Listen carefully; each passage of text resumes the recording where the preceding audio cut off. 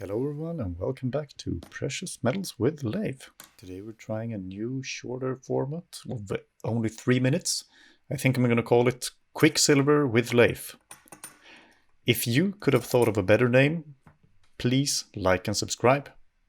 Today we have the venerable Vienna Philharmonics, Wiener Philharmoniker, out of Vienna, Austria. The tube is considerably thinner walled and softer to the touch than any other coin tube I've ever touched. If I had to describe it somehow, I would call it friendly to the touch.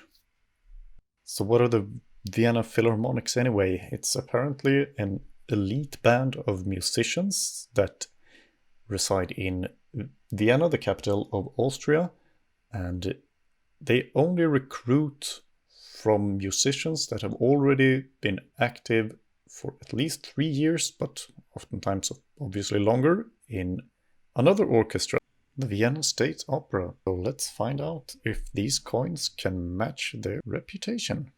On this side you can see what I initially thought was the opera house or concert hall, but it's actually the great organ in the big concert room of the Musikverein Great Concert Hall of Vienna. On the back side we have a variety of the different instruments played by the Philharmonics, but I think the side with the great organ is the most striking one, and on the Musikverein website they even have the audacity to call it the king of all instruments. I am inclined to agree with them. Apparently a bunch of wind and string instruments. I think I am more of an organ guy, but I think it's up to you, whichever you prefer. You can also clearly see that the sides around this are not knurled, but rather they are polished to a high gloss finish.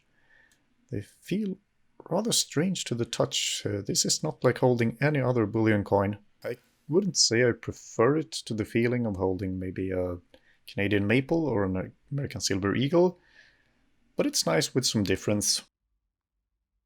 I think if I'm gonna have to wrap this up to stay under the 3 minutes, what I did like was this coin really doesn't feel like any other coin. You can see that the level of intricacy is very fine, but still there are no high gloss finishes on the images themselves. It's a strange mix of high and low. I think all in all it does get the thumbs up.